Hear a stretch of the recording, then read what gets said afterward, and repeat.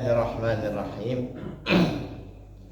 Alhamdulillah, salatu wassalamu ala rasulillah wa ala alihi wa sahbihi wa mawalah. Allahumma salli ala Sayyidina Muhammad wa ala ali Sayyidina Muhammad.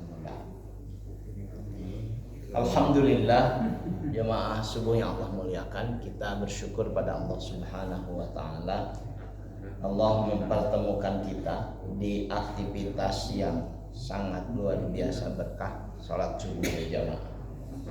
Mudah-mudahan ini bisa kita jaga sampai akhir hayat kita. Bahkan kita selalu berikhtiar munajat, mudah-mudahan ini diteruskan oleh anak, cucu, menantu dan cicit kita. Amin ya Allah ya Rabbal alamin. Seperti di minggu lalu saya sampaikan, kita kembali saya ingatkan, insya Allah materi kita adalah materi tentang menempuh perjalanan menuju Allah Subhanahu wa taala. Karena pada dasarnya hidup yang sedang kita jalani adalah perjalanan panjang menuju Tuhan. Dan kita tidak pernah tahu kapan akan berakhir, tapi pasti akan berakhir untuk menemui Allah Subhanahu wa taala. Dan dari berbagai hal yang saya sampaikan dalam menempuh perjalanan panjang itu, kita menempuh beberapa station, maqamat, kondisi keadaan di mana kita ada pada perjalanan panjang itu. Dimulai dari maqam taubat, kemudian kita ketemu dengan waro, kita ketemu dengan zuhud dan lain sebagainya. Di hari ini kita akan ketemu dengan makom fakir, menjadi fakir menuju Allah Subhanahu wa taala. Dan sekali lagi ini bagian dari kuliah subuh kita. Saya ingin mengajak jemaah subuh sekalian untuk membaca satu ayat dalam Quran surat ke-35, surat Fatir. Oh, enggak pakai al ya, surat Fatir, salah saya. Enggak pakai alif lam. Surat Fatir, surat ke-35, satu surat sebelum surat Yasin, ayat ke-15. A'udzu billahi minasyaitonir rajim. Ya ayyuhan nas antumul fuqara'u ilallah wa huwal ghaniyyul hamid. Wahai segenap manusia, kalianlah yang fakir, kalian yang butuh kepada Allah. Dan Dia Allah yang maha kaya, tidak butuh apapun. Al-Hamid, dan juga maha terpuji.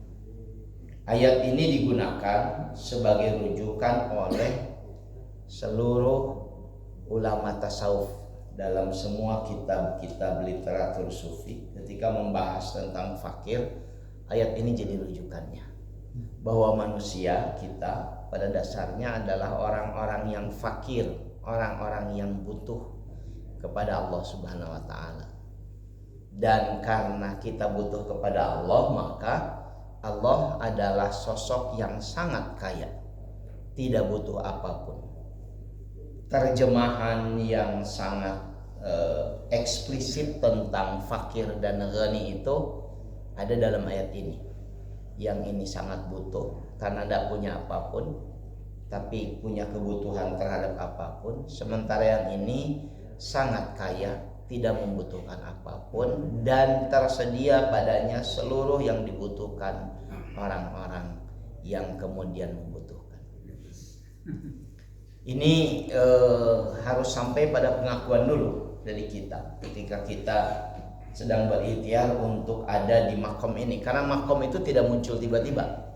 Makom itu kan kondisi seorang hamba yang menempuh jalan yang karena ikhtiarnya dia ada dalam kondisi tertentu. Boleh jadi, saya menyampaikan berkali-kali, boleh jadi ada di antara kita yang masih di makom taubat, masih ada dalam upaya untuk membersihkan dosa, upaya menyesali perbuatan buruk di masa lalu dan lain sebagainya. Ada yang sudah di makom zuhud, bisa meninggalkan ketertarikan dan ketergantungannya pada dunia. Ada juga mungkin yang sudah di makom ridho, sudah tidak lagi mempermasalahkan apapun dalam hidupnya kecuali hanya berupaya untuk mendapatkan keridhaan Allah Subhanahu wa taala. Tapi ini ikhtiar kita sedang menjelaskan makom fakir. Jadi salah satu yang kemudian membuat kita punya kesadaran bahwa kita sangat butuh kepada Allah ketika kemudian kita sampai pada satu kondisi kita tidak bisa hidup tanpa Allah.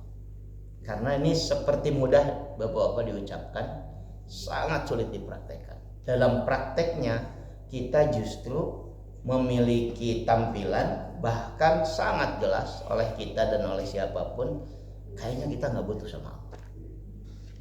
Dalam ungkapan kan sering muncul mewakili kondisi kita. Aduh, buka duit nama. Seolah-olah memang sulit hidup kalau nggak punya duit. Ini hal penting ketika masuk, bahwa kita ini betul-betul butuh kepada Allah. Kalau tidak karena Allah, maka nggak bisa kita hidup. Saya gunakan penjelasan bahwa makom ini makom yang sangat mulia, karena Rasulullah SAW lebih memilih hidup fakir, menjadi orang yang demikian butuh kepada Allah yang dimaksud, daripada hidup bergelimangan harta, meskipun kepada beliau telah ditawarkan langsung oleh Allah lewat malaikat Jibril seluruh keinginan untuk bisa mewujudkan kekayaan, kemewahan seperti pernah dialami Nabi Sulaiman.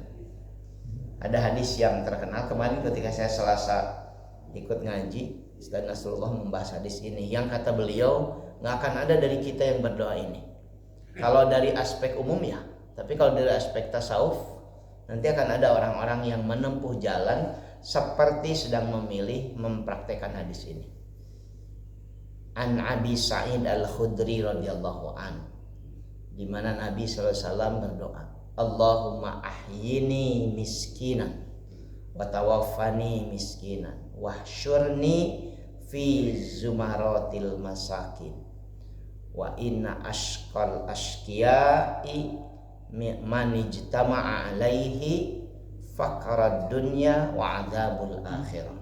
Ini hadis ini riwayat Imam Al-Hakim.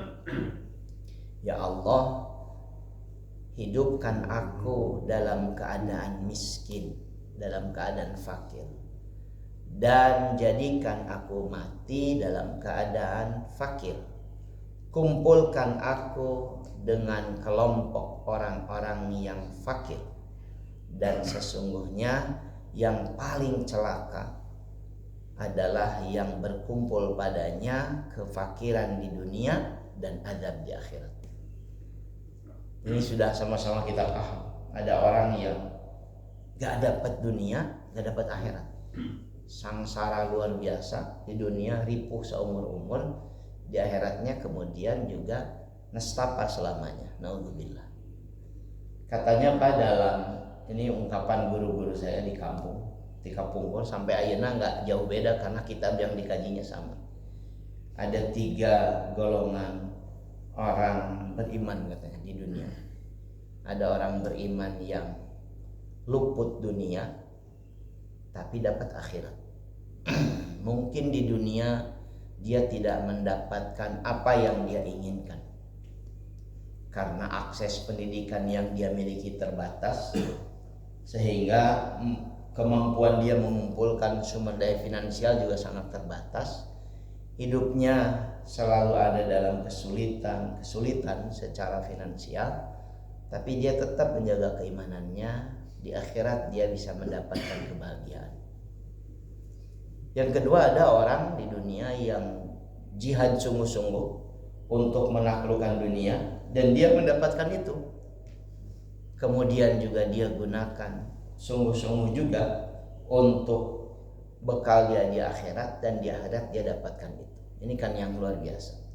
Yang ketiga, ada yang kemudian di dunia dia nggak dapat apa-apa, dan kemudian dia mengisi kehidupan di dunia dengan keburukan, kemaksiatan dan lain sebagainya. Di akhirat pun dia luput, nggak dapat apa-apa. Naudzubillah. Jadi andai kata memilih, tentu yang ideal adalah yang kedua, yang di dunia kita menaklukkannya, menguasainya, dan kemudian menggunakan untuk bekal akhirat. Tapi kalau kira-kira tidak bisa melakukan itu, ya paling tidak jangan sampai kita celaka di akhirat sana. Saya berkali-kali menyampaikan, ikhtiarkan dengan sangat serius komitmen, ulah dugika tersalamat di akhirat.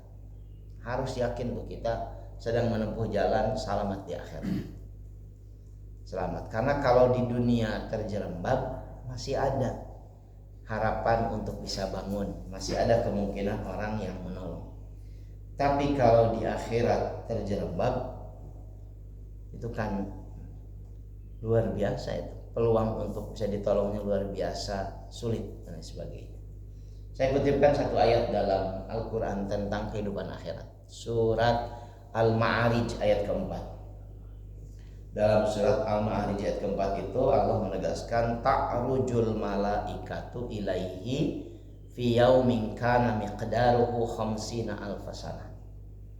Para malaikat itu mi'raj, naik menghadap kepada Allah setiap hari yang kadarnya miqdaruhu, satu hari mereka di akhirat itu dengan di dunia khamsina alfasana, 50.000 tahun. Sadinten ngagaleong di akhirat tuh ya Allah, 50.000 tahun di dunia. Jadi umur kita tuh 0,00, walaupun umur kita 100-200 tahun, dan tidak akan ada kan yang umur segitu, 0,0, artinya nggak akan terasa. Karenanya betul kalau memahami itu, kalau nanti masuk surga itu pasti bukan karena amal, udah tercekap amalnya 0,00 sekian tahun, pasti karena rahmat Allah semata.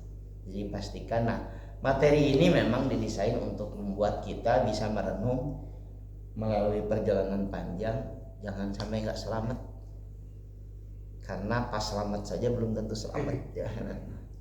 Pastikan kita selamat. Ada yang selamat di sini.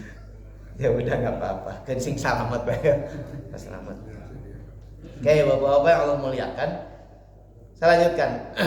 Ini penjelasan betapa pentingnya untuk memastikan kita bisa selamat. Dan fakir itu kondisi mulia. Kita menempatkan diri sangat butuh kepada Allah. Karena sangat butuh, maka kita berbaik-baik kepada Allah.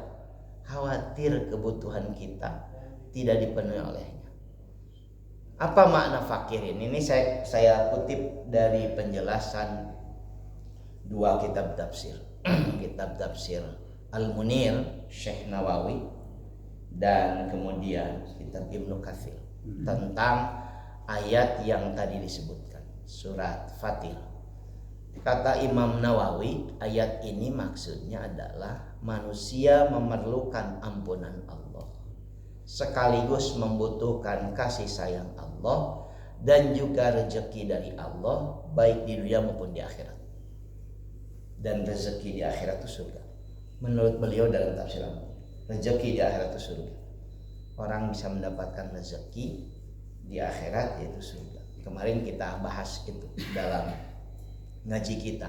Ternyata ketika di akhirat, Nabi dan orang-orang beriman itu kan berdoa, Rabbana atmim lana nurona, Tuhan kami sempurnakan cahaya kami, dan kemudian waghfir lana, ampuni dosa-dosa kami. Di akhirat ternyata orang-orang beriman dengan para nabi itu masih berdoa, minta disempurnakan cahaya. Ketika ditelusuri dalam penjelasan kitab tafsir, kenapa minta disempurnakan cahaya? Karena sebelumnya mereka bercahaya, memancar cahaya bagi orang-orang yang penghuni surga itu dari anggota tubuh sebelah kanan dan dari depan mereka cahayanya, sehingga sebelah kiri dan sebelah belakangnya tidak bercahaya. Ketika mereka meminta disempurnakan cahaya, maka Allah menjadikan seluruh tubuh mereka bercahaya, sehingga ini yang luar biasa, sehingga kemudian orang-orang yang mengenalnya bisa mengikutinya dan Allah perkenankan untuk masuk surga bersamanya. Itu penjelasan banyak ayat Quran yang dalam hadis Nabi ditegaskan bahwa setiap orang yang masuk surga itu diperkenankan membawa 70 orang yang dia inginkan. Kalau ketemu kata 70 itu berkali-kali sampaikan dalam Al-Quran, dalam hadis, dalam literatur agama, itu maknanya sangat banyak. Karena saya ngaji seperti itu di ibu-ibu, ada yang nanya begini, Pak Ustaz dia tanya-tanya ku abdi 70 tilu ya gaduh keluarga teh. Kumanya nu tilu mun ka surga maka cana. Maknanya tidak 70 begitu. Maknanya sangat banyak dan sebagainya. 70 orang. Dengan cahaya yang sempurna itu orang-orang bisa melihat yang bersangkutan. Itu tafsiran Quran surat Ar-Ra'd surat ke-13 ayat 19 sampai 24. Kemudian untuk bisa meraih itu semua, kata Imam Nawawi, manusia harus menyembah Allah. Karena Allah yang Maha Kaya, seluruh kebutuhan kita ada pada Allah Subhanahu wa taala. Dalam literatur tasawuf seringkali digunakan istilah Malik wal Abd, raja dan hamba. Raja itu penguasa mutlak, memiliki semua, sementara hamba sama sekali nggak punya apa-apa. Jadi kalau dia ingin memenuhi kebutuhannya, keinginannya, maka dia harus berbaik-baik pada raja itu, supaya sang raja bisa memberikan apa yang dia butuhkan, bahkan bisa memberikan lebih dari yang dia butuhkan. Seperti itu kurang lebih manusia harus menyembah kepada Allah, karena Allah yang Maha Kaya, seluruh kebutuhan kita ada padanya. Kita menemukan semua yang kita butuhkan bisa dipenuhi oleh Allah Subhanahu wa taala. Dan Ibnu Katsir menegaskan bahwa fi harakatihi fi sukutihi, dalam diam dan bergeraknya manusia memang memerlukan Allah. Ketika diam kita membutuhkan Allah. Ketika kita bergerak kita bahkan sangat membutuhkan Allah. Istilah yang digunakan beliau itu dalam diam dan bergeraknya. Dari sini kemudian jamaah subuh yang Allah muliakan, kita bisa memahami ada orang-orang yang secara umum dalam literatur agama sering menjuluki dirinya dengan al-fakir. Biasanya mereka menulisnya al-fakir ila ridho rabbi atau al-fakir ila Allah. Orang yang sangat butuh kepada Allah, orang yang sangat butuh dengan keridhaan Allah. Mereka adalah orang yang dalam diam dan bergeraknya butuh Allah. Artinya dia nggak punya apa-apa di hadapan Allah. Kalaupun dia punya sesuatu itu tuh dimiliki karena diberikan oleh Allah. Semua milik Allah yang Maha Kaya. Dalam konsep inilah sebetulnya tidak ada apa yang disebut dengan hak milik. Apa bahasa Belanda tuh? Eigendom gitu ya. Tidak ada hak milik. Nggak ada hak milik manusia. Semuanya yang kita miliki ini hak guna pakai, yang bisa diambil kapan saja oleh Allah sesuai dengan yang dia inginkan. Dan ciri umum dari orang yang fakir kepada Allah itu justru dia suka memberi, karena dia sadar bahwa yang dia miliki adalah pemberian Allah. Karena itu dia juga membagikan pemberian Allah seperti yang diinginkan oleh Allah kepadanya, bukan sebaliknya. Orang fakir yang sering kita pahami kan secara umum adalah orang yang meminta-minta kepada manusia, sehingga masuk kategori mustahik zakat, baik dia meminta ataupun tidak meminta. Dan makna lain dari orang yang kemudian menyebut dirinya al-fakir, orang itu sudah selesai dengan dirinya. Artinya dia sedang bergeser, karena itu al-fakir itu makom yang mulia. Karena itu orang yang fakir itu tidak lagi membutuhkan apresiasi manusia ketika dia melakukan interaksi. Dalam bahasa tasawuf itu disebutnya muamalah. Kalau dalam bahasa fikih, muamalah itu interaksi antara manusia dalam upaya memenuhi kebutuhan. Kalau dalam bahasa tasawuf, muamalah itu adalah interaksi hamba dengan Tuhannya dalam upaya mendapatkan keridhoannya. Nah, dalam berinteraksi itu Orang-orang yang fakir tidak lagi butuh apresiasi, badai dipuji, badai dihina, nggak ada masalah. Dia tetap akan melaksanakan interaksinya dengan Tuhan seperti yang dia pahami, tanpa kemudian dia harus merisaukan apresiasi dan cibiran manusia. Sebab yang dibutuhkan olehnya adalah ampunannya, kasih sayangnya, dan rezekinya baik di dunia maupun di akhirat. Kalau sudah sampai sini kebayang betapa sulitnya menjadi orang yang fakir itu. Nah, dalam Quran surat Al-Hadid dijelaskan bahwa kalau manusia kehilangan sesuatu yang dia sayangi, atau seseorang yang dia cintai, atau sebaliknya dia mendapatkan sesuatu yang dia inginkan, seseorang yang dia harapkan, maka ketika mendapatkan jangan terlalu gembira, ketika luput juga jangan terlalu bersedih. Likaila ta'sau ala ma fatakum wala tafrahu bima atakum wallahu la yuhibbu kulla mukhtalin fakhur. Karena yang demikian itu, kehilangan dan mendapatkan yang diinginkan, supaya kalau kehilangan jangan terlalu berduka terhadap apa yang luput dari kamu, dan kalau mendapatkan jangan terlalu gembira terhadap apa yang diberikannya kepadamu. Kenapa? Karena boleh jadi yang kita dapatkan hari ini bisa hilang besok lusa. Bukankah ada orang yang ketika menikah gak akan pernah menyangka bahwa ternyata bisa saja besok lusa pasangannya itu bisa hilang. Bisa karena selesai pernikahannya, tidak lagi panjang jodohnya, atau karena kematian yang menjemput satu di antaranya. Demikian juga orang tua pada anak, demikian juga kerjaan dan lain sebagainya. Apa yang hilang dari kita sekarang boleh jadi besok kita dapatkan. Artinya tidak berlebihan. Orang-orang fakir itu nggak berlebihan karena tahu bahwa itu bukan miliknya. Pastilah kita pernah merasakan kecintaan, sayang, senang luar biasa pada sesuatu benda yang mungkin kita impikan, pada HP misalkan, pada kendaraan, luar biasa. Dan begitu kemudian melekat cinta kita kepadanya, itu kan kekhawatiran kita luar biasa pada benda yang kita miliki. Kalau kemudian mobil itu tergores, itu kita bisa berduka luar biasa. Kalau HP itu jatuh kemudian pecah, itu bisa luar biasa kita menderita dan sebagainya.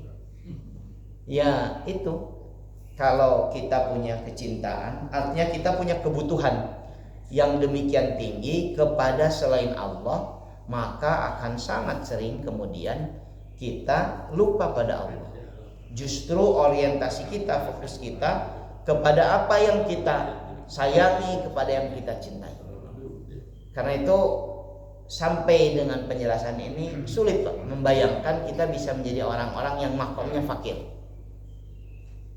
Bisa demikian sedikit ketergantungan kita kepada selain Allah, dan bisa demikian besar bahkan mutlak ketergantungan kita kepada Allah.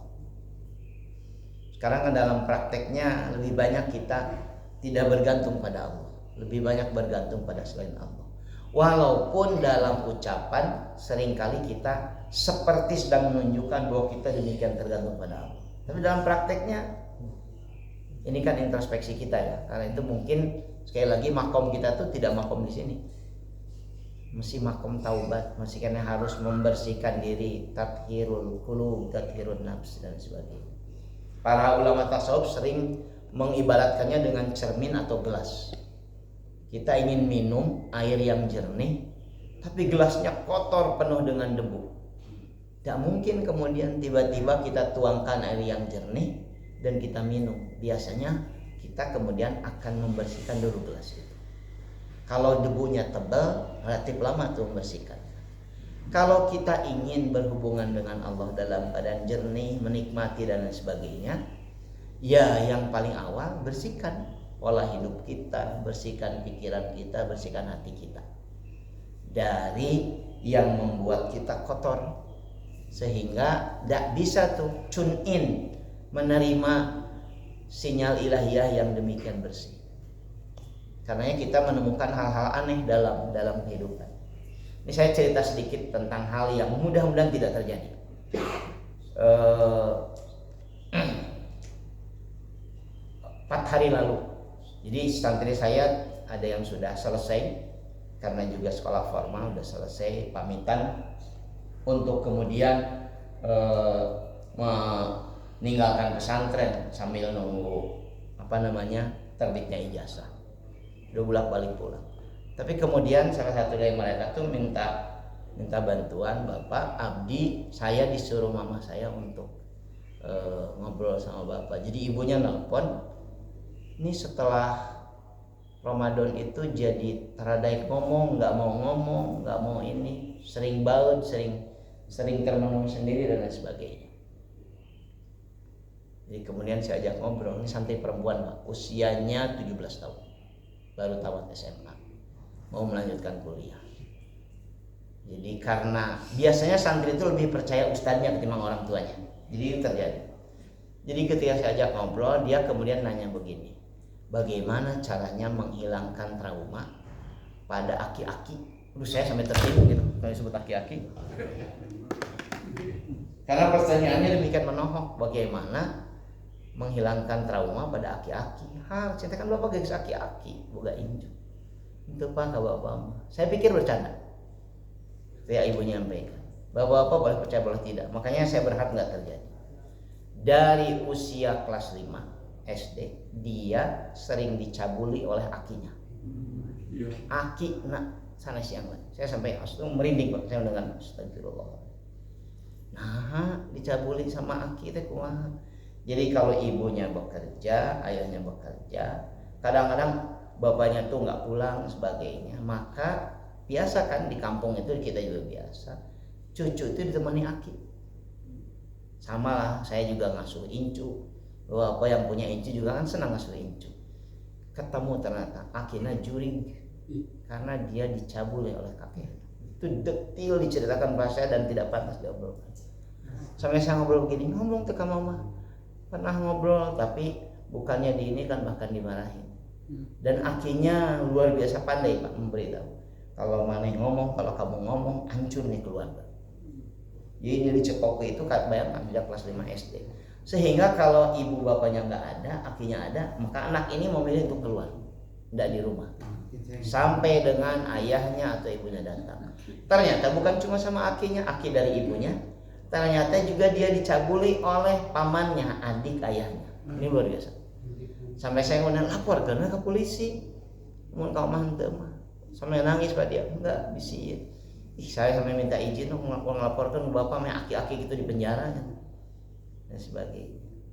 Apa hubungannya dengan apa yang sedang saya bahas? Orang-orang yang serius meniti jalan kepada Allah Subhanahu wa taala itu seharusnya dia serius merasa bahwa Allah selalu mengawasi dirinya kapanpun 24 jam. Tidak ada masa jeda, tidak ada masa luput. Kan kemarin saya sampaikan ketika Nabi Yunus melakukan perbuatan yang dianggap tercela, mughadiban, zahaba mughadiban, pergi dalam keadaan emosional meninggalkan tugas. Allah menegaskan fadhanna annahu lan naqdiru alaihi. Dia menyangka kami tidak akan bikin perhitungan. Tidak ada satupun perbuatan kita, jamaah subuh yang Allah muliakan, yang tidak diperhitungkan oleh Allah. Sekarang aman-aman saja, boleh jadi besok lusa perbuatan buruk kita dihitung oleh Allah dan balasannya akan segera. Karena naudzubillah. Jadi kalau kemudian ada orang yang, saya sampai bilang gitu, gak mungkin ayah aki-aki nulis tunjung siga gitu, hanya melakukan sama kamu, pasti sama yang lain juga. Maka harus dilaporkan. Ini 4 hari ini pas saya, Allah Gusti Sugante dalam benak saya tak mungkin tuh dah kakek kepada cucu tuh rasanya nggak mungkin karena saya juga aki gaduh incu nggak mungkin, tapi ternyata real terjadi. Sampai saya minta izin sama melaporkannya, tompang kesok ngobrol kasih mama dan sebagainya. Jadi seringkali tampilan ya mohon maaf lah kayak kita gini, tampilan yang lekat dengan simbol agamis belum tentu juga kita bisa demikian yakin bahwa Allah mengawasi kehidupan kita. Karena itu penting dalam kehidupan beragama itu berjamaah. Terus ada yang saling mengingatkan, terus ada yang narik, ada yang kemudian ngajak dan lain sebagainya. Dan ketika dunia dan kenikmatannya masih jadi orientasi hidup kita, manusia dan pujiannya yang diharapkan juga masih jadi keinginan kita, maka orang yang mengaku al-fakir sebetulnya bukan fakir di hadapan Allah, tapi fakirnya di hadapan makhluk.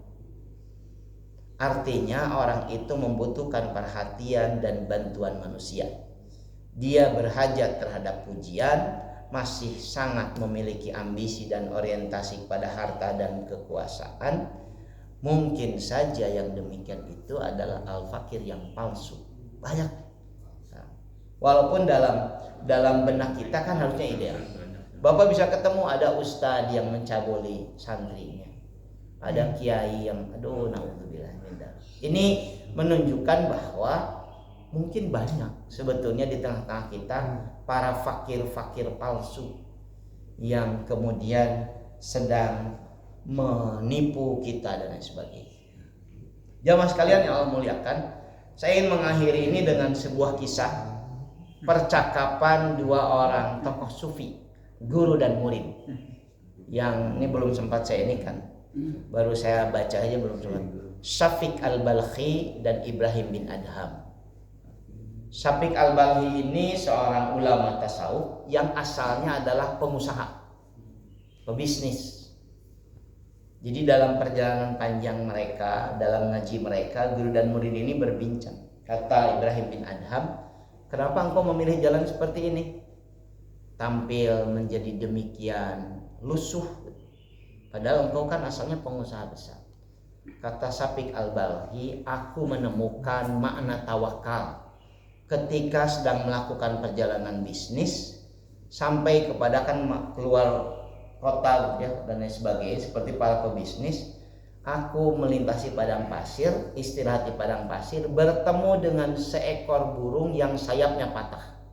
Di padang pasir tadi aku ketemu dengan burung sayapnya patah, yang dalam benakku nggak akan lama lagi akan mati karena nggak bisa terbang, terseok-seok. Sementara burung kan untuk memenuhi kebutuhannya harus terbang. Jadi aku yakin dia nggak akan mati. Tapi ternyata aku menyaksikan dengan mata kepalaku sendiri ada burung yang lebih besar dari burung itu, yang kemudian dengan sengaja di parungnya yang penuh makanan dijatuhkan makanan pada burung itu berkali-kali, sehingga burung itu yang patah sayapnya bisa tetap hidup walaupun dengan keterbatasan dia memenuhi kebutuhannya. Dari sana aku yakin bahwa Allah pasti memenuhi kebutuhan makhluknya, siapapun dia. Padahal aku adalah seorang pengusaha, seorang pebisnis yang selalu khawatir dengan kerugian, khawatir dengan keuntungan yang tipis dan lain sebagainya. Aku balik badan, meninggalkan bisnis dan menempuh jalan. Namanya tuh kalau perjalanan menuju Tuhan itu kan suluk, orangnya tuh salik. Karena itu disebutnya salaka. Man salaka tariqan yaltamisu bihi ilman sahalallahu tariqan ilal jannah. Ini kan keren. Sampai sini kita sampai pada kesimpulan, betul, Allah pasti memenuhi kebutuhan makhluknya, siapapun dia. Tapi jawaban gurunya jadi akhir ngaji kita. Kata gurunya Ibrahim bin Adham, kenapa engkau tidak memilih menjadi burung yang lebih besar, yang memenuhi paruhnya, kemudian membagikannya kepada burung-burung yang tidak berdaya yang patah sayapnya?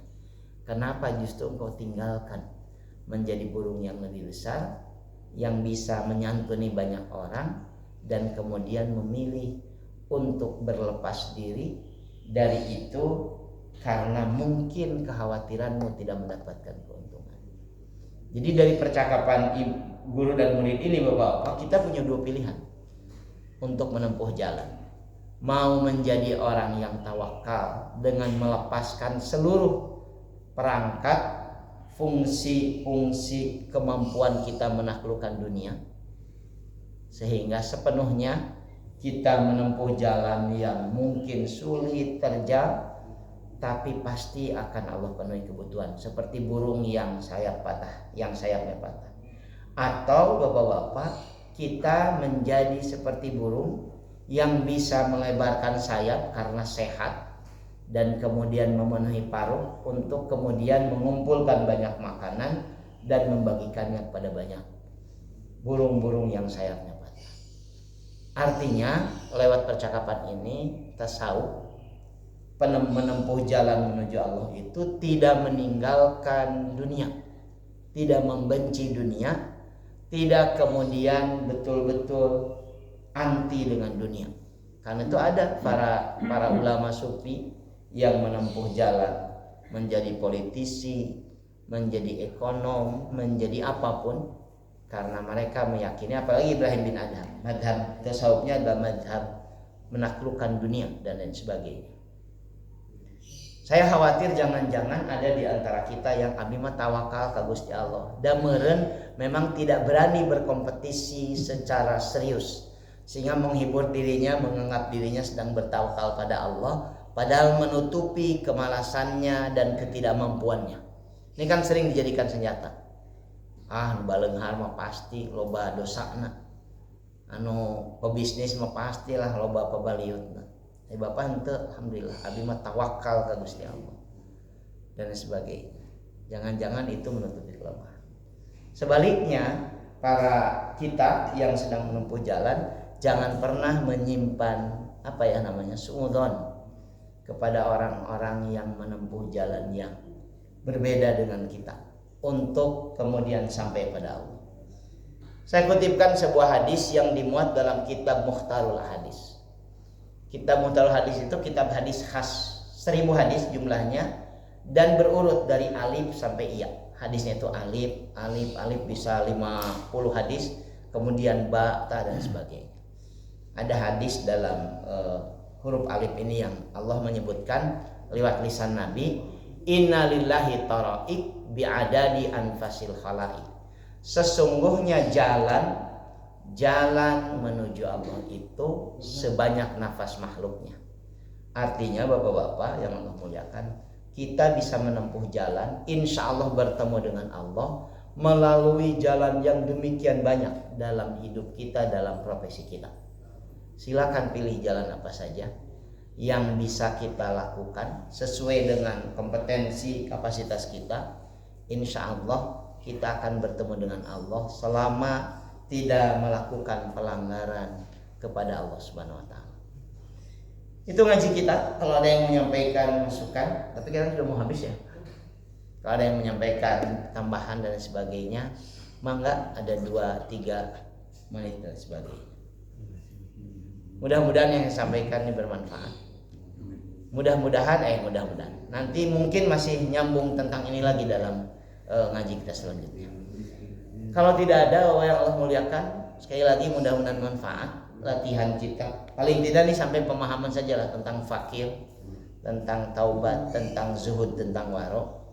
Ya, kalau memungkinkan ditempuh dengan riyadhah batiniah silahkan. Kalau belum bisa, ya ikhtiar saja untuk sampai pada kemampuan bisa latihan. Pak Hikmat bayar haruskan enggak? 2 menit ya. Soal kefakiran itu kita tanggulangi dengan Al-Fatihah itu. Iyyaka na'budu wa iyyaka nasta'in. Jadi saya ingatnya ke ayat itu. Betul? Di perpustakaan Al-Kautsar itu ada kitab tulisannya Ibnu Qayyim Al-Jauziyah, Zadul Ma'ad, bekal untuk keabadian. Kitab itu sebetulnya menjelaskan ayat dalam Al-Fatihah, iyyaka na'budu wa iyyaka nasta'in. Asyarhu iyyaka na'budu wa iyyaka nasta'in. Hanya menjelaskan ayat itu saja, tuh 2, 3, 4 jilid itu tebal. Ya kalau diterjemahkan mungkin bisa 10 jilid, bisa ribuan halaman. Hanya menjelaskan iyyaka na'budu wa iyyaka nasta'in. Saya belum pernah baca tamat, ya baca mungkin 2 halaman sudah, baca lagi mungkin 1 halaman sudah. Tuh di perpustakaan punya almarhum Pak Abu menjelaskan bahwa seluruh kesulitan kita dalam hidup itu seharusnya tumpah curahkan dalam dialog kita dengan Allah lewat komitmen iyyaka na'budu wa iyyaka nasta'in. Jadi hanya kepada Engkau ya Allah kami ibadah, nggak akan pada yang lain. Dan hanya kepada Engkau ya Allah kami memohon pertolongan, tidak pada yang lain. Ini kan susah nih, tidak minta pertolongan pada yang lain kecuali hanya kepada Allah. Dalam prakteknya kan jika nama mungkin. Nah, kitab itu menjelaskannya panjang lebar. Tapi kalau Bapak tanya gimana cara menjelaskannya kitab itu, wallahu alam, karena kitab itu juga saya bacanya mungkin setengah jilid saja belum. Jadi saya tidak tahu juga. Tapi itu hebatnya ya karena mulia karena stain oleh Ibnu Qayyim al-Jauziyah sampai 4 jilid tebal dijelaskan. Syarah dari ayat iyyaka na'budu wa iyyaka nasta'in. Kan cuma satu dalam 7 ayat Al-Fatihah itu kita hanya meminta satu hal. Ihdinas siratal mustaqim. Cuma itu permintaannya. Ya Allah tunjukkan jalan yang lurus, lakukan apapun pokoknya mah jalan sing lempeng dugi ka Gusti Allah Subhanahu wa taala. Mudah-mudahan manfaat. Mohon maaf kalau banyak hal tidak berkenan. Aku lu qauli hada astagfirullah wa lakum. Assalamualaikum warahmatullahi wabarakatuh.